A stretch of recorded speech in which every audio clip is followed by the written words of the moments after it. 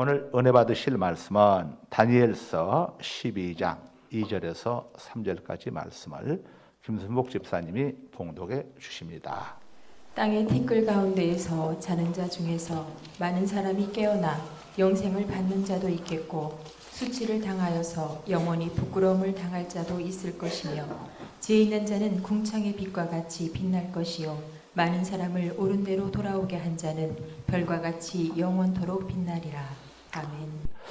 영원토록 빛나리라 하는 제목으로 함께 은혜를 나누도록 하겠습니다.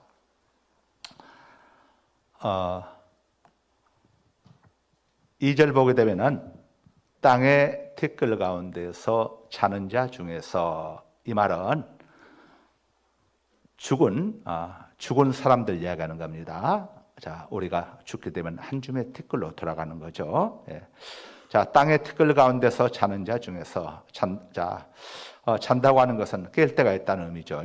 땅의 티끌 가운데서 자는 자 중에서 많은 사람이 깨어나 영생을 받는 자도 있겠고 수치를 당하여서 영원히 부끄러움을 당할 자도 있을 것이며, 이것은 죽음으로 모든 것이 끝나는 것이 아니라 죽음 이후의 세계가 낙원과 음부, 천국과 지옥이 있다는 것을 알려주는 겁니다. 그러니까 2절은 하늘나라에 대한 이야기, 천국에 대한 이야기를 천국과 지옥에 가는 이야기를 우리에게 알려주는 것이고, 3절은 지혜 있는 자는 궁창의 빛과 같이 하늘의 빛과 같이 빛날 것이요 많은 사람을 옳은 대로 돌아오게 한 자는 별과 같이 영원토록 빛나리라. 이것은 전도자들에게 주시는 하나님의 복을 이야기하는 겁니다. 우리가 복음을 전해서 그들이 예수님을 영접하고 영원한 생명을 얻도록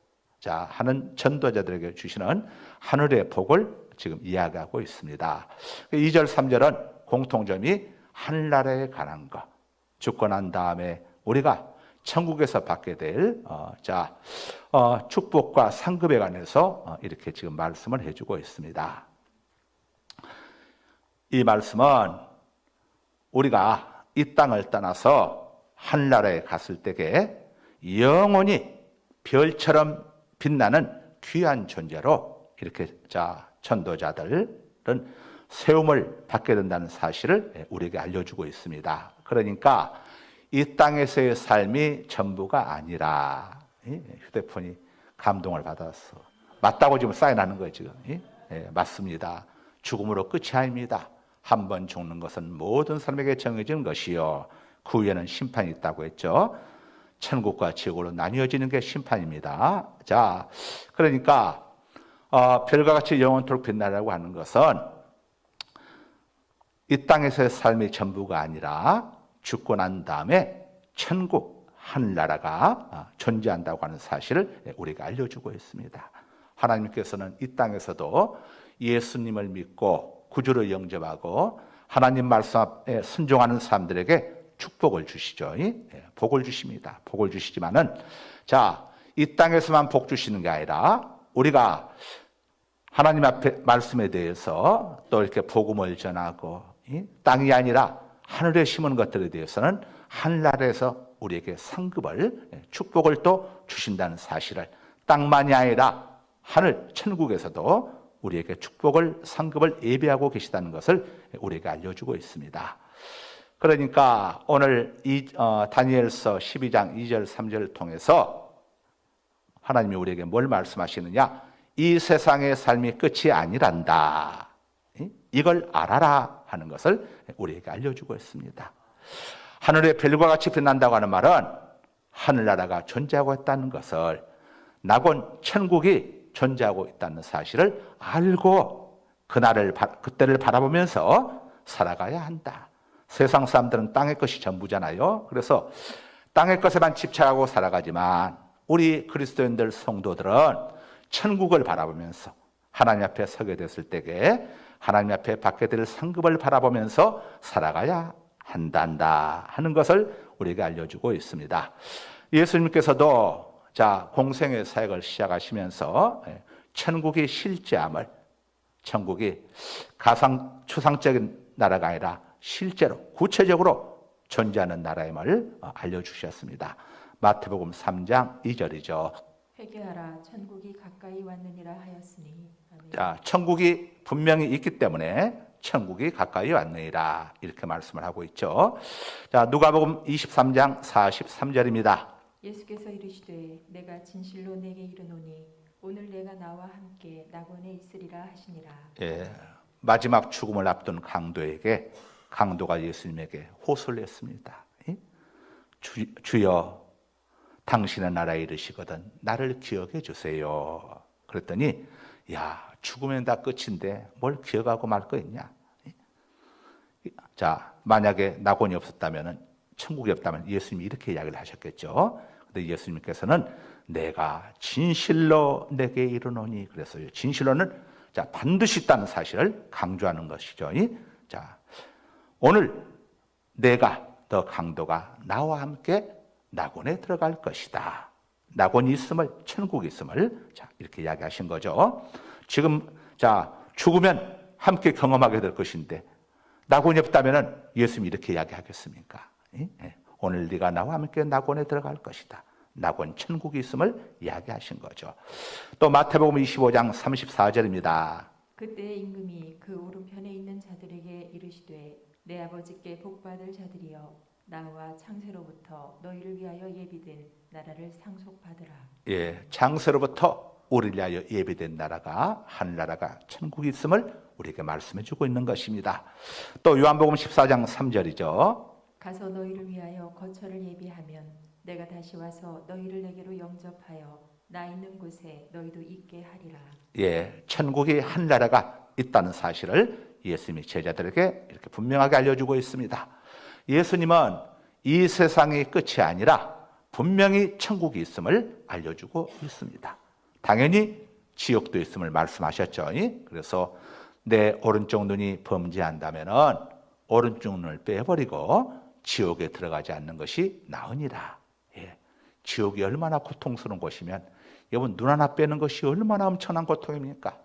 그래도 지옥 들어가는 것보다는 나으니까 오른쪽 눈을 빼고 지옥 들어가지 말아라. 오른팔이 범죄하게 된 오른팔을 도끼로 찍어내고 지옥에 안 들어가는 것이 낫다. 이렇다고 해서 또 진짜로 눈 빼고 도끼로 찍으면 안 돼요. 이건 강조법입니다. 강조법. 나더러 주여 주여 하는 자마다 천국에 들어갈 것이 아니요 하늘에 계신 내 아버지의 뜻대로 행하는 자라야 천국에 들어가리라. 이단들이 이제 이걸 가지고 행위구원을 많이 이야기하는데 이것도 역시 강조법입니다. 하나님의 백성답게 살라는 것을 강조하는 것이지 만약에 율법이나 행위에서 하나라도 잘못된 게 나오면은 그동안 신앙생활한 거 다 말짱할 것이다. 이게 아닙니다. 다 강조법입니다. 강조법. 예수님은 이런 강조법으로 많이 이야기하고 계시죠. 자, 자칫하면 이단들에게 미혹당할 수 있습니다. 자, 바울 사도도 천국이 실제로 존재함을 고백했습니다. 고린도서 12장 2절입니다. 내가 그리스도 안에 있는 한 사람을 아노니 그는 14년 전에 셋째 하늘에 이끌려간 자라. 그가 몸 안에 있었는지 몸 밖에 있었는지 나는 모르거니와 하나님은 아시느니라. 예, 바울 사도 자기의 경험을 지금 이야기하고 있습니다.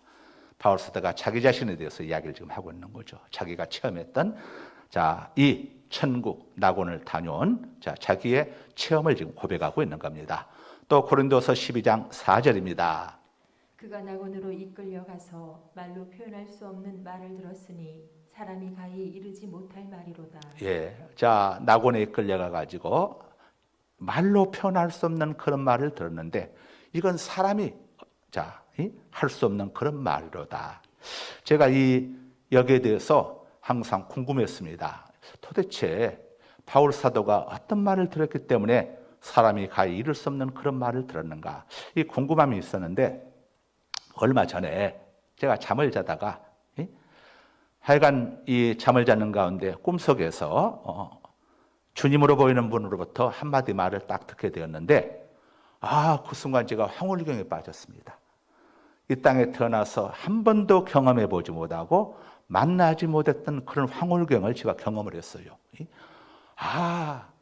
바울 사도가 고린도서 12장 4절에서 고백했던 이 경험이 바로 이런 거구나. 이건 뭘로 표현할 수 없는 영혼과 육체가 함께 느끼는 황홀경인데, 그 기쁨, 이건 그 기쁨이라고 하는 것은 말할 수가 없는 거, 말할 수가 없는 거. 이 고린도서 12장 4절에 대한 궁금증을 쭉 꿈속에서 제가 경험을 했습니다. 경험을. 정말 이런 황홀함이 있구나. 이건 뭐 세상에서 무엇과도 바꿀 수 없는 황홀함입니다. 아마 여러분들 중에서도 혹시 경험하신 분도 있을 수 있습니다. 이야기만 안 하고 있을 뿐이지.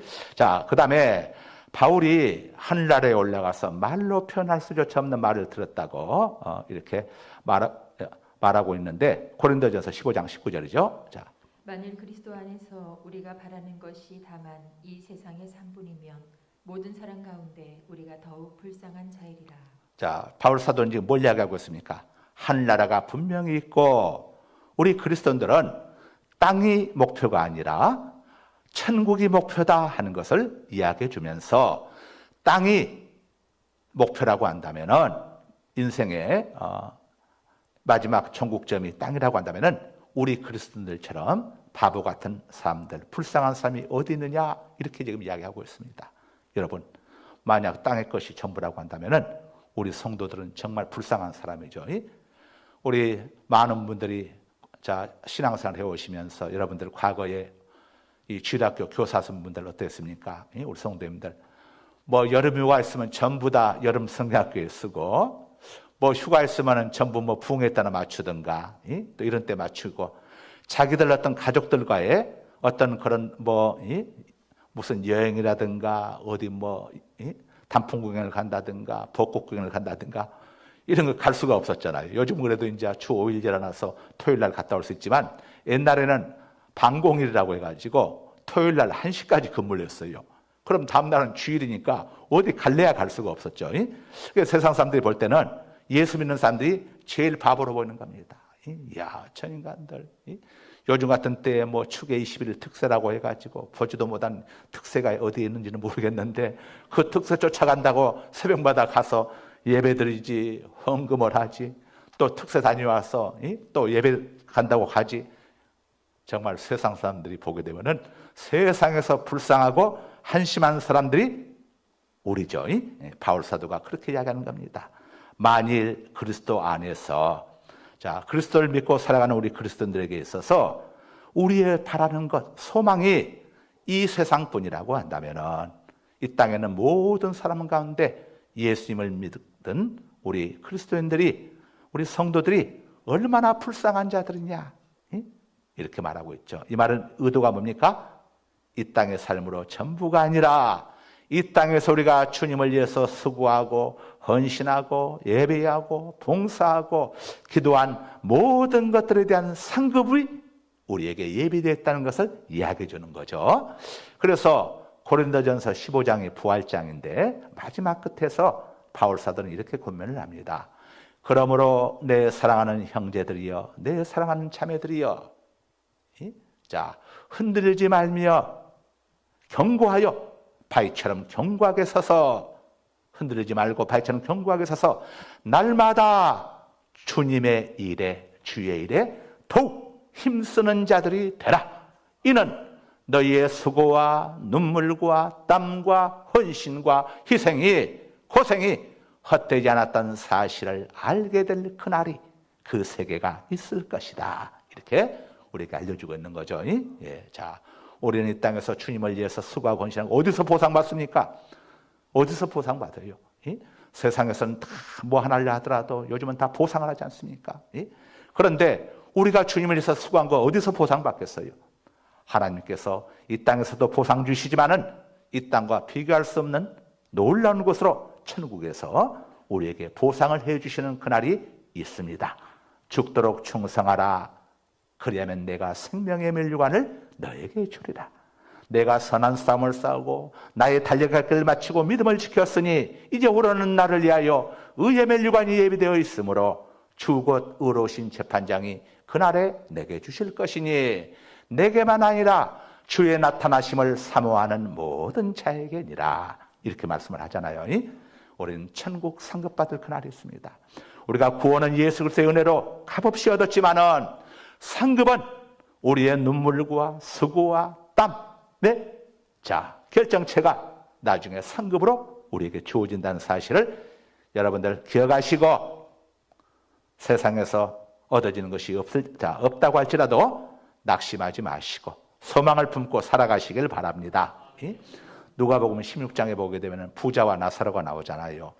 부자는 세상에서 가장 성공한 사람의 전형을 보여주고 이 거지 나사로는 세상에서 가장 실패한 인생을 산 사람의 전형을 보여주지만 그들이 죽고 난 다음에 완전히 운명이 뒤바뀌는 되었죠. 야, 나사로는 천국에서 아브라함의 품속에서 낙원에서 정말 너무도 행복하게 살고 부자는 음부 속에서 지옥에서 불꽃 가운데서 아버지 이 불꽃 속에서 내가 견디려고 하니까 정말 미치겠습니다. 못 견디겠습니다. 뭘 알려줍니까? 천국과 지옥이 존재한다는 사실을 알려줌과 동시에 세상에서 아무리 실패한 인생을 살아도 구원받은 하나님의 백성은 어떤 세상에 성공한 사람보다도 진짜 성공한 인생이고 세상에서 아무리 성공했을지라도 하나님과 무관한 인생은 영원히 버림받는 불쌍한 인생이라는 사실을 우리에게 알려주고 있는 것이죠. 우리는 이 땅에서도 여러분들 하나님께 복을 받아서 행복한 삶 사시고 그리고 전도도 열심히 하시고 어려운 이웃들에게 나눠도 주시고 하나님의 백성답게 사시고 이 땅에서도 복을 받고 천국 가서도 풍성한 복을 받는 우리 모두가 되십시다. 자, 이 천국과 그러니까 하늘나라와 이 세상과 같은 점이 있고 차이점이 있습니다. 같은 점은 뭐냐? 우선 삶이 있다는 겁니다. 삶이. 무슨 말입니까? 우리가 미국으로 이민을 가면 한국을 떠나죠. 한국에서의 삶은 없습니다. 그렇죠? 우리 하연의 집사님이 우리와 함께 신앙생활 하다가 미국으로 이민 갔잖아요. 하연의 집사님은 대한민국에서 찾아볼 수 없어요. 하연의 집사님의 삶은 대한민국에서 없습니다. 그러나 하연의 집사님이 소멸된 건 아닙니다. 미국에서의 삶이 계속되고 있는 거죠. 여러분, 죽음은 이와 같습니다. 죽는다고 모든 것이 끝나는 게 아니라 대한민국, 이 땅, 이 세계에서의 삶은 우리가 없을지라도 천국에서의 삶이 이민간 우리 하연의 집사님처럼 천국에서의 삶이 우리에게 예비되어 있는 거예요.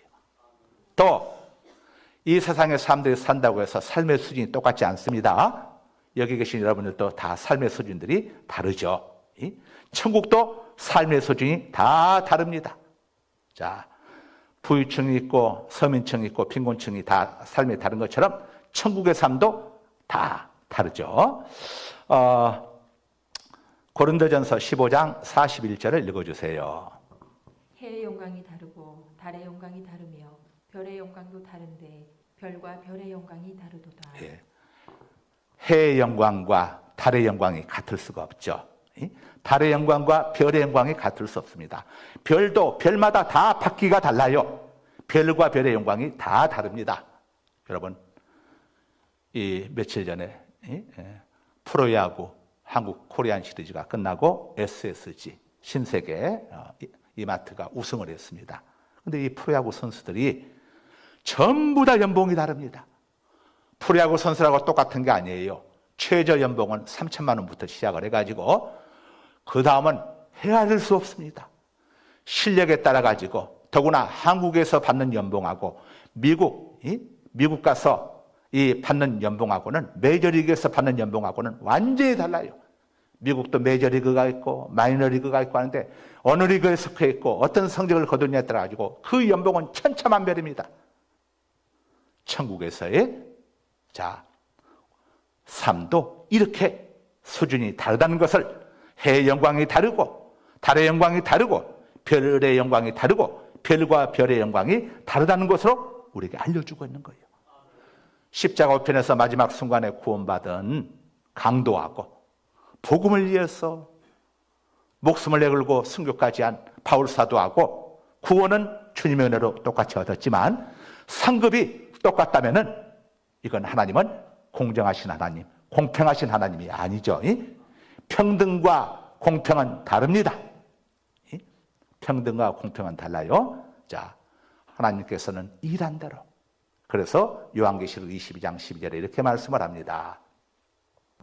보라 내가 속히 오리니 내가 준 상이 내게 있어 각 사람에게 그가 행한 대로 각 사람에게 그가 행한 대로, 일한 대로, 자, 내가 속히 올 것이다. 내가 상을 가지고 와가지고 모두에게 똑같이 싸우지 말라고 똑같이 나눠주겠다가 아니라 각 사람에게 다 구체적으로 이야기하죠. 각 사람에게 그가 행한 대로, 일한 대로 갚아주리라. 이렇게 말씀을 하고 있습니다. 자, 그럼 다른 점은 뭡니까?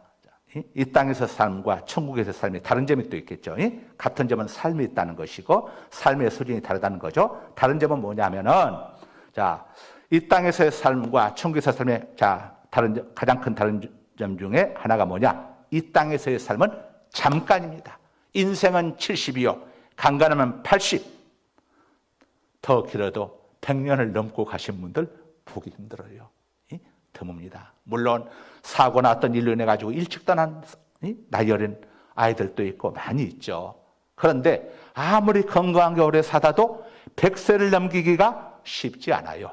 그러나 천국에서의 삶은 100세가 아니라 숫자로 헤아릴 수 없는 영원을 살게 됩니다.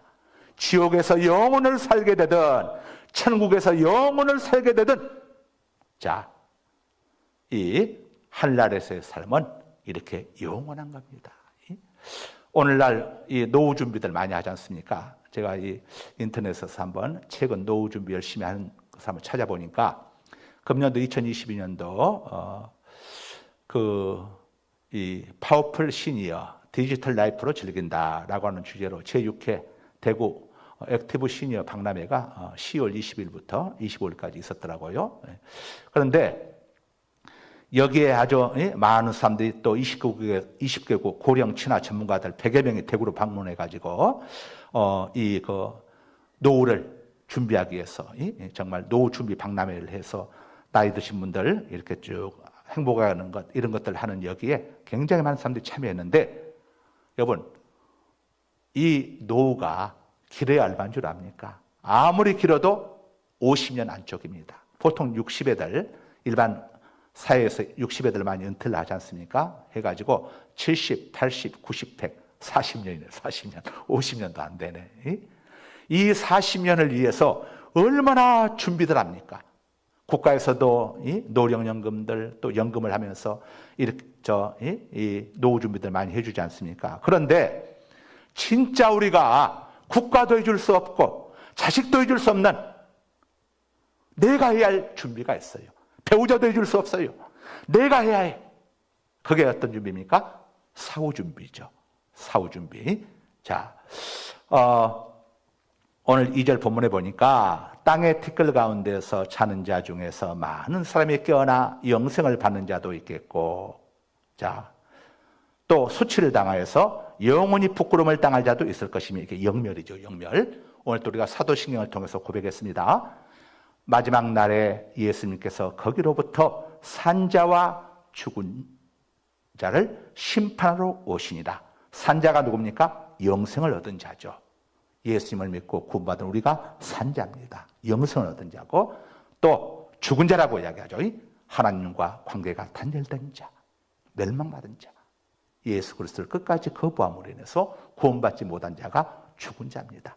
살고 죽는 자, 살고 죽음, 이건 다른 게 아니에요. 이 세상과 사람이 육체적으로 죽게 되면은 세상과 단절되지 않습니까? 이게 죽음이에요. 이게 육체적인 죽음이에요. 영적인 죽음은 하나님과 관계가 단절된 것이 영적으로 죽은 자입니다. 우리가 사도신경을 통해서 산자와 죽은 자는 무덤 속에 들어갔는 자와 무덤 속에 안 들어간 자를 이야기하는 게 아니라 하나님과 관계가 단절된 자, 죽은 자와 예수 그리스도를 믿고 영접함으로 인해서 본어게 다시 태어나고 거듭나고 중생한 우리 그리스도인들이 바로 산자예요. 산자. 우리 영적으로 살아있기 때문에 우리 영의 양식인 하나님의 말씀을 먹고 들으면서 또 은혜를 받게 되고 감동을 받게 되고 찔림을 받게 되는 거죠. 영이 살아있으니까 가능한 거예요. 영이 죽은 자들이 하나님의 말씀을 들을 수 있습니까? 여러분 밖에 나가서 지나가는 분 붙들고 지금 우리 목사님이 영혼과 천국 이야기하는데 한번 들어가서 들으십시다 해보세요. 자, 영이 죽은 사람들이 어떻게 반응을 하는지. 우리의 인생은 이 땅에서의 끝이 아니라 영혼이 있고 우리는 영혼을 준비하는 거예요. 노보다 더 무섭고 더 긴급하고 급한 게 뭡니까? 영혼을 준비하는 거죠. 그래서 모세는 젊은 날 40세였을 때 그 당시 애굽의 왕자였으면 얼마나 대단했습니까? 그런데 모든 것을 포기했어요. 왜냐? 하나님과 단절된 삶 속에 아무리 세상의 영화를 누리며 산들 영원한 멸망을 얻게 될 텐데 차라리 애굽의 왕자로서 애굽과 단절된 핍박받고 고난받는 삶을 살지라도 하나님과 단절되지 아니하고 영혼을 얻겠다고 하는 그 마음으로 애굽의 왕자자를 내려놓고 미디안으로 간 거죠. 자, 성경이 이렇게 증언합니다. 당시의 상황을 이렇게 증언합니다. 히브리서 11장 24절에서 26절입니다.